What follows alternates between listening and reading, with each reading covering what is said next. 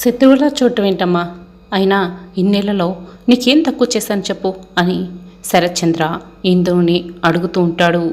అన్నీ తక్కువే చేసావు. నేను నల్లగా ఉన్నానని మొదటి నుంచి నేనంటే నీ ఇష్టమే లేదు. అందుకే కదా నా కోసం ఏమీ చేయవు. చెయ్యాల్సి వచ్చినా ముందు ఆ కూతురికి ఇస్తావు అని ఇందు బాధపడుతూ ఉంటుంది. వదిన, ఇందుని చూడండి ఎలా మాట్లాడుతుందో. కాస్త మీరైనా చెప్పండి, అలా చూస్తూ ఉంటారేంటి అని మీరా అపూర్వని అంటూ ఉంటుంది. ఏం చెప్పమంటావు మీరా? దాని బాధను ఎవరూ అర్థం చేసుకోలేకపోతున్నారు. దాని మనసులో ఎంత బాధ ఉంటే అలా మాట్లాడుతుంది అని అపూర్వ అంటూ ఉంటుంది. ఏంటి అర్థం లేకుండా బాధతో అది బాధపడుతూ అందరినీ బాధ పెడుతుంది అని బామ్మగారు అంటుంటుంది. బయటేమో పందిరి గుంచె నాటాలి, ఇదేమో నన్ను వాళ్ళ నాన్నని ఏ పని చేయొద్దంటుంది. వచ్చిన బంధువుల ముందు పరువు పోయేలా ఉంది అని మీరా బాధపడుతూ ఉంటుంది. ఏంటమ్మా దాన్ని బతిమలాడేది? దాని పెళ్లిలో మీరు కాకుండా ఇంకెవరు చేస్తారు? పెళ్లి పనులు చేయండి అని చరణ్ అంటూ ఉంటాడు. ఇదిగో నేనైతే ముందే చెప్తున్నాను, నా పెళ్లిలో నాకు ఇష్టం లేకుండా ఆయన ఏం చేసినా కూడా నేను ఒప్పుకోను. పందిరి గుంజ నాటడం దగ్గర నుంచి కాళ్ళు కడిగి కన్యాదానం చేసే వరకు అత్తయ్య మామయ్య చెయ్యాలి. కాదని ఆయన నా పెళ్లిలో ఏదైనా పనులు చేశాడనుకో, చావనన్నా చేస్తాను కానీ ఈ పెళ్ళి అయితే చేసుకోను అని ఇందు కరాఖండిగా చెప్తూ ఉంటుంది. శుభమానని పెళ్లి చేసుకుంటూ ఏంటి ఇందు ఆ మాటలు అని అపూర్వ అంటుంది. నిజం అత్తయ్య, నా పెళ్ళి మీ చేతుల మీద జరగాలి అని ఇందు చెప్తుంది. ఏం కూతురువే నువ్వు? వాడు చూస్తేమో నా కూతురు పెళ్ళి నా చేతుల మీద జరగాలి అని ఆలోచిస్తుంటాడు అని బామ్మగారు అంటున్నారు. ఇందు, నువ్వు అలా మాట్లాడితే మీ నాన్న బాధపడతాడు అని మీరా అంటుంది. ఆయన్నెవరు బాధపడమన్నారు? నన్ను బాధ పెట్టకండి అని అత్తయ్య, మీ చేతుల మీదే నా పెళ్లి జరగాలి, లేకపోతే నేను పెళ్ళే చేసుకోను అని ఇందు చెప్తూ ఉంటుంది. అది అంతలా పట్టుపడిన తర్వాత చేసేదేముంది? ముందు పొందిరి రత్నం నాటాలి. నేను భావం తీసుకొస్తాను, మీరు పదండి అని అపూర్వ అంటూ ఉంటుంది. చిచి అని మీరా కోపంగా అక్కడి నుంచి వెళ్ళిపోతూ ఉంటుంది. నువ్వు తప్పు చేస్తున్నావే, కానీ నువ్వు చేసింది తప్పు అని తెలిసే రోజుకి నీకు సరిదిద్దుకోవడానికి అవకాశం కూడా ఉండకుండా పోతుంది అని చరణ్ చెప్తూ ఉంటాడు ఇందుతో. చరణ్ అక్కడి నుంచి వెళ్ళిపోతాడు. ఇక బిందు వచ్చి ఇందుపై చేయి వేసి కానీ ఇందు కసురుకుంటుంది. మరోవైపు అపూర్వ అలా వెళ్తూ ఉంటుంది. భూమి ఎదురుగా వచ్చి అపూర్వకు అడ్డుపడుతూ ఉంటుంది. ఏంటే అని అపూర్వ అంటూ ఉంటుంది.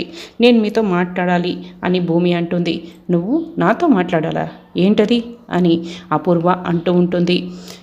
జస్ట్ నేను అడిగిన క్వశ్చన్స్కి ఆన్సర్ చెప్పు అని భూమి అంటుంది. నువ్వు అడిగిన క్వశ్చన్స్కి నేను సమాధానం చెప్పడం ఏంటి? నువ్వెంత నేనెంత అని అపూర్వ అంటూ ఉంటుంది. కొన్ని రోజులు ఆగు, నా ముందు నిల్చోవడానికి భయపడతావు అని భూమి చెప్తూ ఉంటుంది. ఒసేయ్ అని అపూర్వ భూమిపై చెయ్యెత్తుంది. భూమి తన చేతిలో ఉన్న ఫోన్ని అపూర్వకి అడ్డుగా పెడుతుంది. ఆ ఫోన్లో ఇక అపూర్వ, ఈ నాగుగాడు ఎక్కడ సచ్చాడో, ఈ నాగుగాడి ఫోన్ దీని దగ్గర ఉందేంటి అని గుర్తు తెచ్చుకుంటూ ఉంటుంది. చెయ్యి దించు అని భూమి అంటూ ఉంటుంది. అపూర్వ చెయ్యి కిందకి దించుతుంది. ఇలా చెప్పిన మాట విని మసులుకో, లేకపోతే పాపాల చిట్ట బయటికి తీయాల్సి ఉంటుంది. నువ్వు నా మీద చెయ్యెత్తావనుకో, అంకుల్ నిన్ను ఇంట్లో నుంచి బయటకు గెంటేస్తాడు అని భూమి వార్నింగ్ ఇస్తూ ఉంటుంది. బిడ్డ ఏమున్నావు, పిట్ట ఏమున్నావు, ఏమికే నీకంత పొగరు అని అపూర్వ అంటూ ఉంటుంది. పిట్ట చెట్టు పైన కాలేసుకొని మరీ కూర్చుంటుంది, కానీ చెట్టు పెట్టె మీద కూర్చోలేదు కదా అని భూమి అంటూ ఉంటుంది.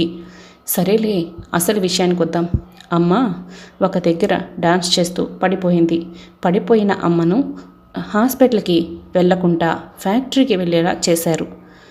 కృష్ణప్రసాద్ అంకుల్ చెప్పిన ప్రకారం అమ్మ ఫ్యాక్టరీలో ఉన్న విషయం తెలియక ఫ్యాక్టరీని తగలబెట్టాడు. అమ్మ అసలు హాస్పిటల్కి వెళ్లకుండా ఫ్యాక్టరీకి ఎందుకు వెళ్ళిందా లేకపోతే రప్పించారా అని భూమి అడుగుతూ ఉంటుంది. అపూర్వకి చెమటలు పడుతూ ఉంటాయి. ఎప్పుడూ జరిగిపోయిన విషయాల గురించి ఇప్పుడు ఎందుకే అని అంటూ ఉంటుంది.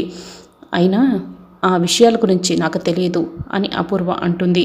తెలుసు, నీకే తెలుసు. అమ్మ చనిపోయిందా లేక చంపేశారా? అన్ని విషయాలు బయటికి తీస్తాను తొందరలోనే అమ్మ చావుకి కారణమైన వారిని వదిలిపెట్టను, అమ్మ దగ్గరికే పంపించి అమ్మకి క్షమాపణ చెప్పిస్తాను అని భూమి అంటుంటుంది. ఈ విషయాలని నాకెందుకు చెప్తున్నావే అని అపూర్వ అంటుంది. కొన్ని విషయాలు నీకు మాత్రమే చెప్పాలనిపిస్తుంది. అవును, ఆ విషయం పక్కన పెడితే పందిరి కొంచెను ఇందు వల్ల అమ్మా నాన్న కదా నాటాలి, మీరు నాటడం ఏంటి అని భూమి అంటూ ఉంటుంది. ఇందు మా చేతుల మీద ఈ పెళ్లి జరగాలని చూస్తుంది అని అపూర్వ చెప్తూ ఉంటుంది. ఇందు అంటే తెలియక చెప్తుంది. మీ బుద్ధి ఏమైంది, మీరు చెప్పచ్చు కదా ఇందుకి అని భూమి అడుగుతూ ఉంటుంది. వాళ్ళమ్మ చెప్తేనే వినలేదు, నేను చెప్తే వింటుందా అని అపూర్వ అంటుంది. వింటుంది, మీరు చెప్తేనే వింటుంది అని భూమి అంటూ ఉంటుంది. ఏంటి అన్నీ నేను చెప్తేనే చేస్తున్నట్టు మాట్లాడుతున్నావు అని అపూర్వ అంటుంది. అవును, మీరు ఆడిస్తున్న బొమ్మే కదా ఆ ఇందు అని, అందుకే మీరే ఆ ఇందుకి అర్థమయ్యేలా చెప్పాలి అని భూమి చెప్తూ ఉంటుంది. ఏయ్, నాకు తెలియదే, నేను చెప్పను అని అపూర్వ అంటుంది. చెప్పకపోతే ఏం జరుగుతుందో నేను చెప్పనా? ఈ ఫోన్ అంకుల్ దగ్గరికి వెళ్తుంది, ఆ తర్వాత ఏం జరుగుతుందో మీరే గుర్తు చేసుకోండి అని భూమి అంటుంది. అపూర్వ కలగంటూ ఉంటుంది. కృష్ణప్రసాద్ అపూర్వను మెడపట్టుకుని బయటకు గెంటేసినట్టు అపూర్వ చేతులెత్తి నమస్కారం చేస్తున్నట్టు, నువ్వు ఆడదానివి కాబట్టి నిన్ను వదిలేస్తున్నాను, నక్షత్ర పద అని శరత్చంద్ర నక్షత్రం తీసుకొని లోపలికి వెళ్తున్నట్టు అపూర్వ కలగంటూ ఉంటుంది. ఇందుని ఒప్పించి తన కన్ని తల్లిదండ్రుల చేతుల మీదే ఈ పెళ్లి జరిగేలా చెయ్యాలి, లేకపోతే ఈ ఫోన్ అంకుల్ చేతులకి వెళ్తుంది అని భూమి వార్నింగ్ ఇస్తూ ఉంటుంది. బాయ్ ఆంటీ అని చెప్పి భూమి అక్కడి నుంచి వెళ్ళిపోతుంది. ఆ ఫోన్ పట్టుకొని నన్ను ఆడిస్తున్నావు కదే అని అపూర్వ మనసులో అనుకుంటూ ఉంటుంది. అందరూ కూడా పందిరి గుంజ నాటడం కోసం రెడీగా ఉంటారు. రా అపూర్వ, పందిరి గుంజ నాటుదాం అని శరత్చంద్ర అంటూ ఉంటాడు. ఆగు బావా, ఇందు తల్లిదండ్రులు పక్కనుండగా మనం పందిరి గుంజ నాటడం ఇందుకి బాగుంటుందేమో కానీ వచ్చిన బంధువులకి బాగుండదు అని అపూర్వ చెప్తూ ఉంటుంది శరత్చంద్రకి. మరి ఇందు మన చేతుల మీద జరగాలంటుంది కదా అని శరత్చంద్ర అంటుంటాడు. ఇందు చిన్నపిల్ల తెలియకేదో మాట్లాడుతుంది, దానికి సర్ది చెప్పాలి కానీ అలా ఎలా కుదురుతుంది? రండి మీరే వచ్చి ఈ పందిరి గుంజను నాటండి అని అపూర్వ చెప్తూ ఉంటుంది. ఆయన నా పెళ్లి పనుల్లో చేయి వేస్తే నేను ఈ పెళ్లి చేసుకోను అని ఇందు అంటుంది. అపూర్వ కోపంగా ఇందు దగ్గరికి వెళ్ళి, ఇందు చెంపలు పగలగొట్టి, ఏంటి ఆయన అంటున్నావు? తండ్రిని పట్టుకొని నాన్నని పిలిచే పని లేదా? వాళ్ళిద్దరూ ఉండగా మా చేతుల మీద నీ పెళ్లి జరగాలి కానీ వాళ్ళ చేతుల మీద జరగాలి కానీ మేం జరిపించడం ఏంటి అని అపూర్వ అంటుంది. అత్తయ్య అది కాదు అని ఇందు ఏదో చెప్పబోతూ ఉంటుంది. నువ్వు ఉండు, మాట్లాడినిస్తే చెప్పుకుంటూ చాలానే పోతావు, నోరు మూసుకొని ఉండు. కన్న తల్లిదండ్రులైనా మీరా కృష్ణప్రసాద్ చేతుల మీదే ఈ పెళ్లి జరుగుతుంది అని అపూర్వ చెప్తూ ఉంటుంది. ఇక కృష్ణప్రసాద్ కూడా ఇందు దగ్గరికి వచ్చి, మీ అత్తయ్య ఆలోచించిన విధంగా నేను ఆలోచించలేకపోయాను, నీ పెళ్ళి వాళ్ళ చేతుల మీద జరగట్లేదని నా చెల్లెలు చాలా బాధపడుతుంది, నా చెల్లెలు చేతుల మీదే నీ పెళ్లి జరగాలి అని శరత్చంద్ర చెప్తూ ఉంటాడు. ఇంకేంటి బావా ఇందుకు చెప్పేది, మీరా కృష్ణప్రసాద్ చేతుల మీద ఈ పెళ్లి జరుగుతుంది అని అపూర్వ చెప్తూ ఉంటుంది. అందరూ కూడా షాకింగ్గా అలానే చూస్తుంటారు. రండి మీరా, వచ్చి పందిరి గుంజ నాటండి అని శరత్చంద్ర మీరాను కృష్ణప్రసాద్ని పిలుస్తారు.